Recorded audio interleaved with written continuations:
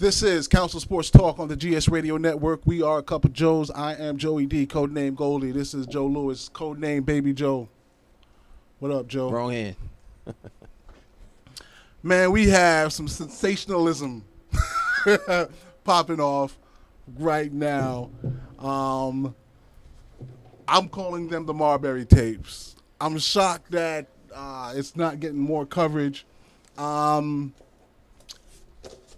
And, you know, full disclosure, I am a fan of Stephon Marbury, 100% plus.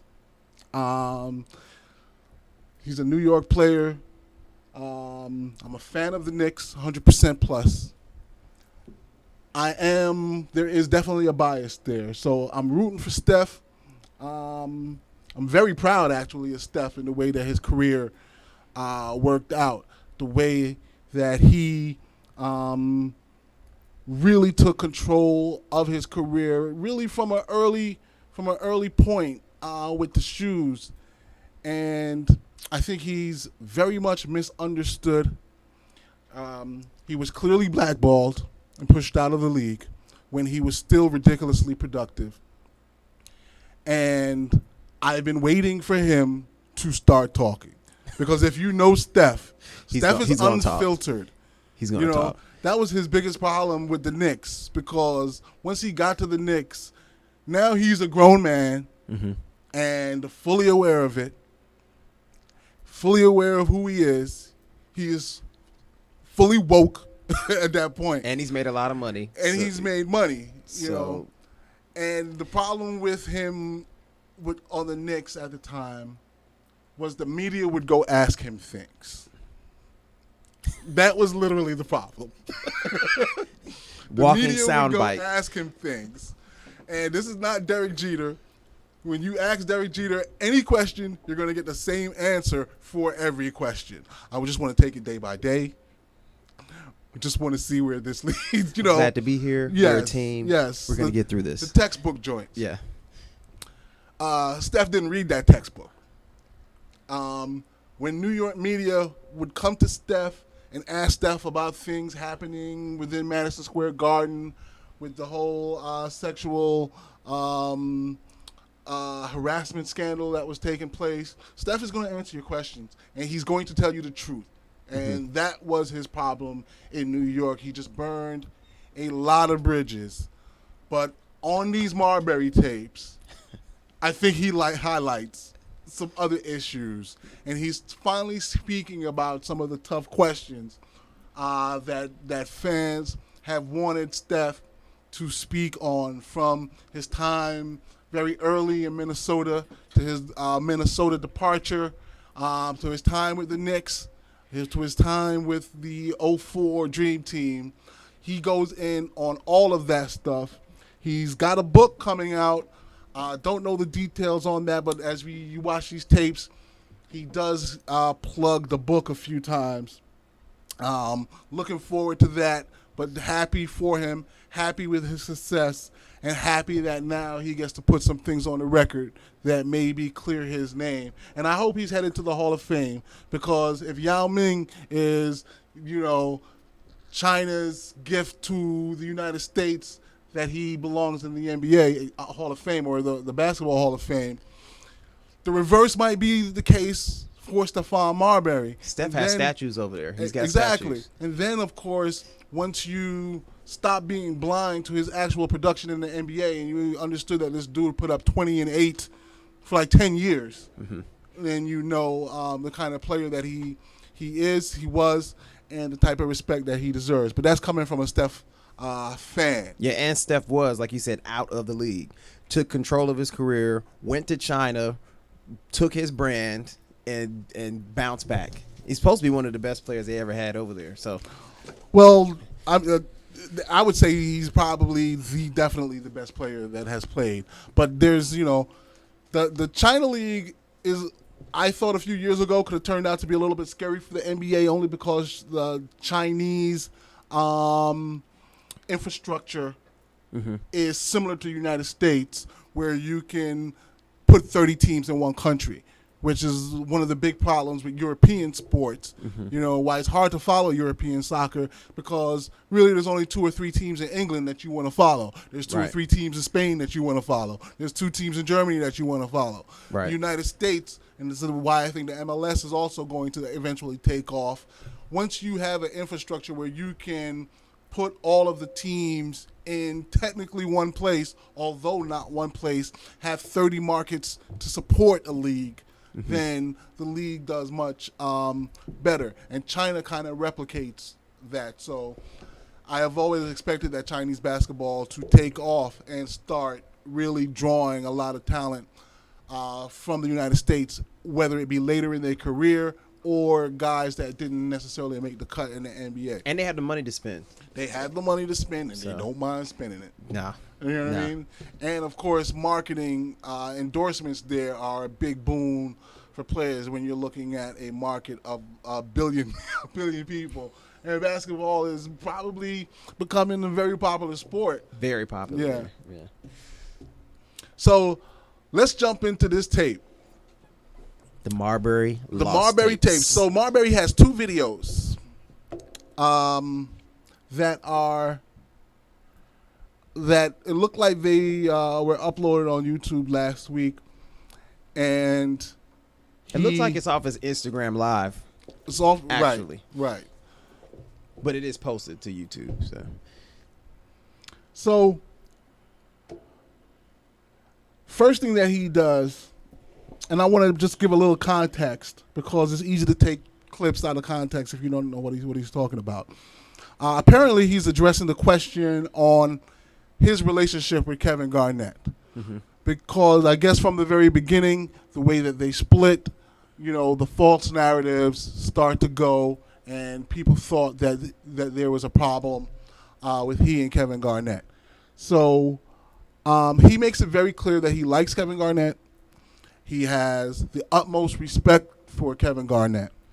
Okay, but he does come with some truth in how he perceived the situation once he arrived in Minnesota after being drafted. And, you know, he looked at it as, you know, he's starting and Kevin's on the bench, which he gets to On the bench. Right. So Marbury sees himself as really the engine that propelled Minnesota to that short-term success where they actually made the playoffs. So the question being, your relationship with Kevin Garnett. Marbury, in this video, is going to tell us the difference between his maturity level and Kevin Garnett's maturity level. Am I still cool with KG? I never wasn't not cool with KG. Remember, I told you Kevin McHale created that, and Kev fell for that bull. That's what he did. But he was younger then. It was easy to get Kev to fall for things when he was younger. His mind wasn't really like that when we were younger. So, because his mind wasn't like that when we were in high school, you know, took some time for him to grow and to learn what was real and what wasn't real. I tell people all the time, just because I'm from New York, that doesn't mean that I feel like I know more than somebody that's not from New York. But when you're from a small town like Malden, South Carolina, like Kevin Garnett was, it's okay for you just not to know because you weren't exposed to certain things. I was exposed to more things. Okay, we're going to stop it there. So what he's saying is that a lot of the beef that got out into the public about their relationship was not true, and Kevin Garnett was being manipulated, potentially by Kevin McHale, and did not see it coming. And you could maybe use the word perhaps naive, maybe, because he came from a different area, different place, smaller town. Right. You know, he's kind of hard to get a grasp on what's really going on. Right. And what Marbury's saying is that the things that he is aware of or was aware of, Kevin Garnett had not ever seen or was aware of. Therefore, he could not relate or put this puzzle together in a way that Marbury was able to do. Right. And nothing against Kevin Garnett for that. No. He just didn't, he just did not have the same level of awareness. But he goes on to describe what their roles were initially as they got started as teammates with the Wolves. Let's play that.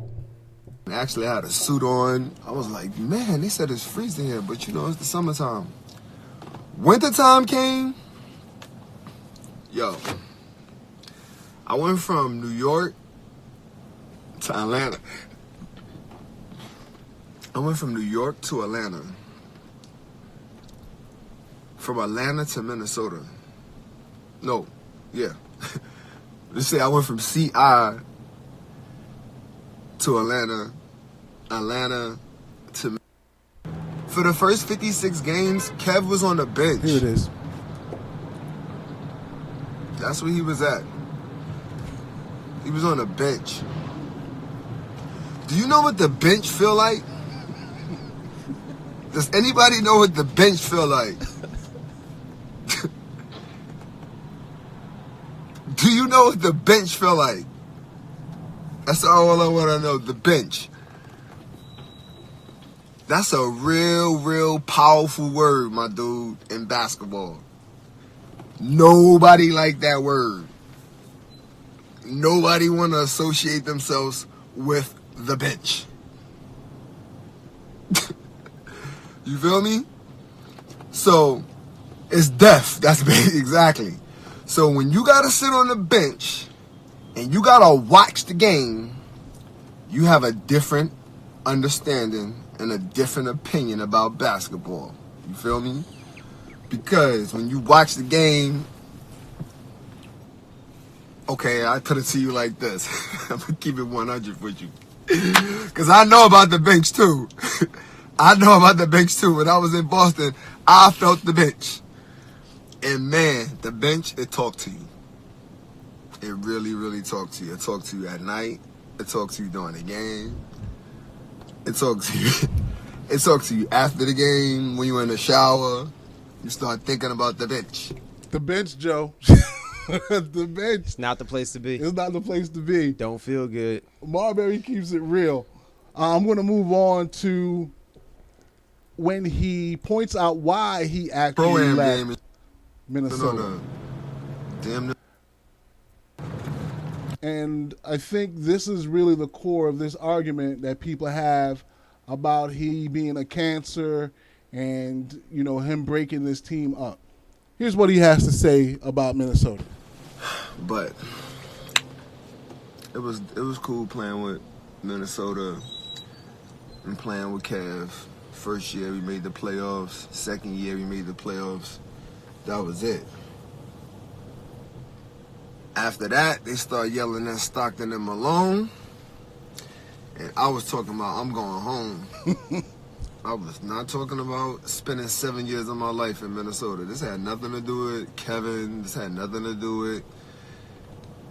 Which people don't realize and what they don't understand. Just because you see something good in me or in the team or in whatever you got going on what you think and what you feeling, that's not what that human being that's doing what you're liking to see.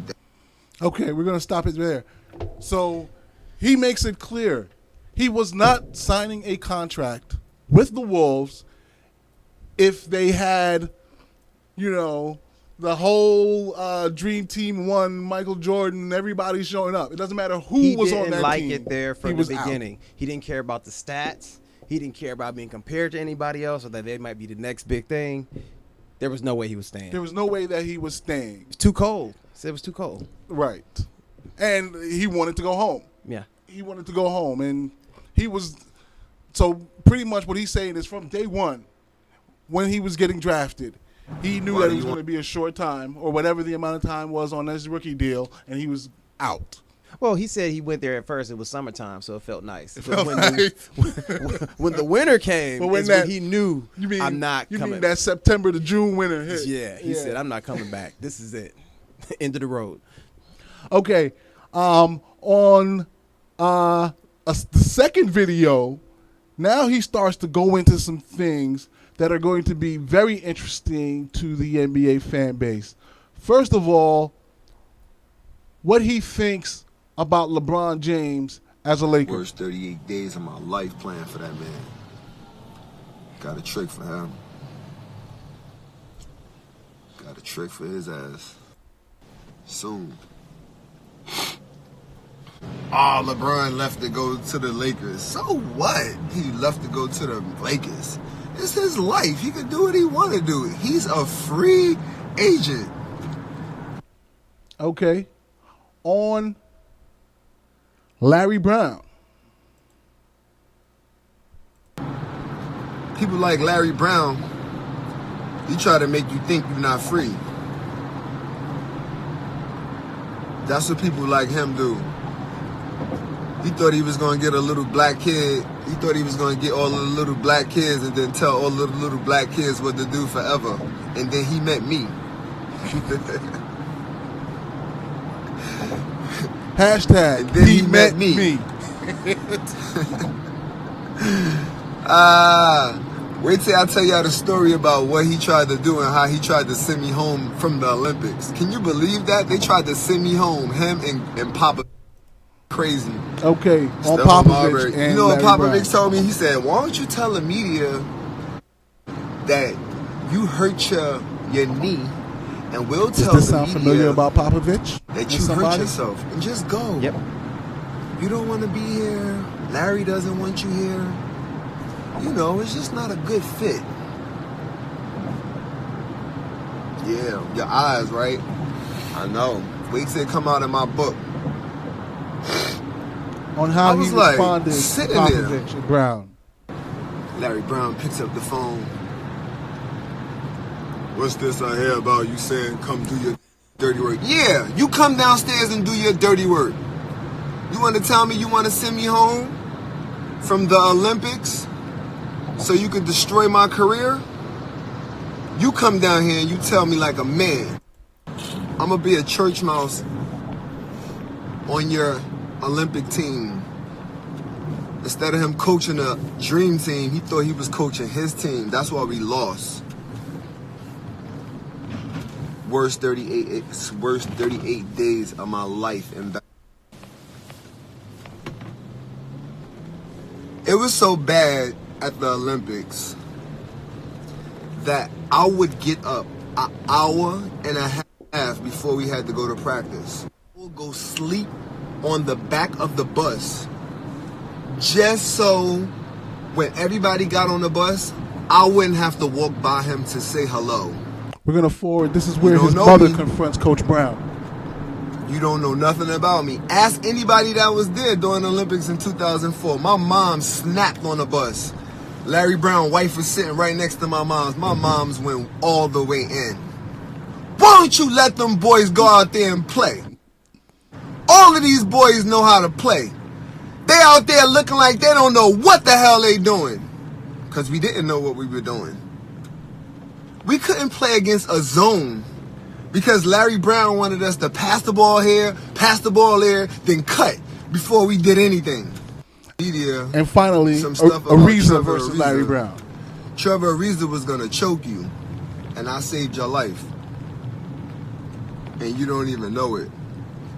It was about to be another PJ Carlesimo, but it was going to be worse this time because Trev wanted to stomp him out. He said Trev was delusional to the media.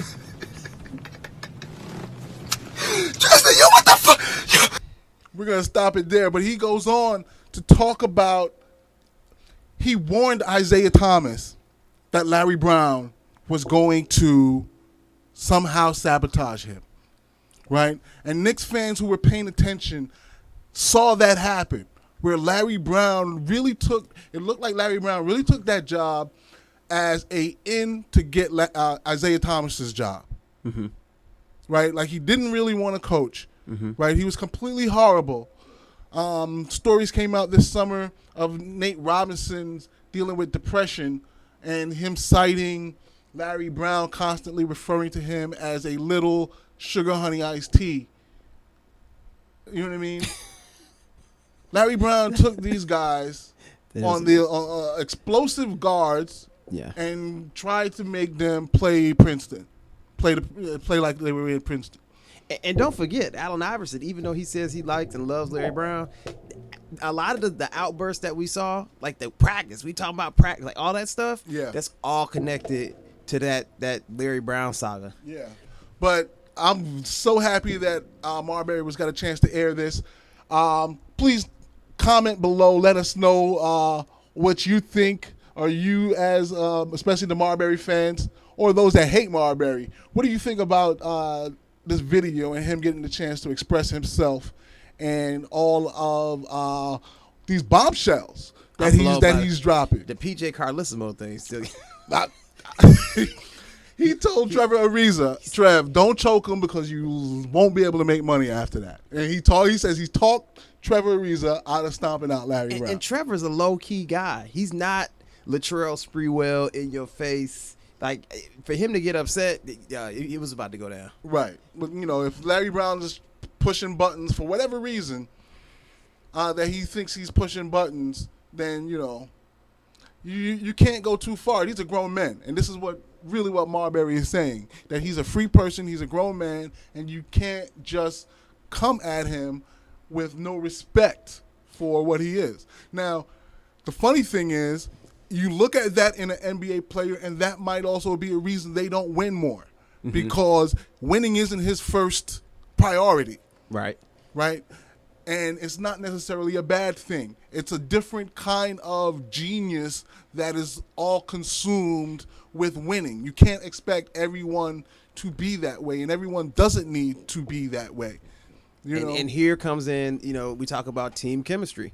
You got to have the right guys. You got to have the right mentality, and you got to have the right coach. Otherwise, it doesn't work, just like the Dream Team. Yep. So, well, that's it. Again, please comment. Thanks for watching. Thanks for listening. Please support the Council Sports Talk and the GS Radio Network by liking this video, leaving a comment.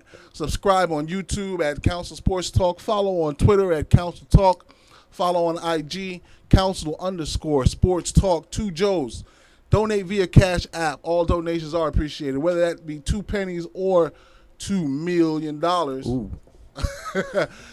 See you next time. All right, next time.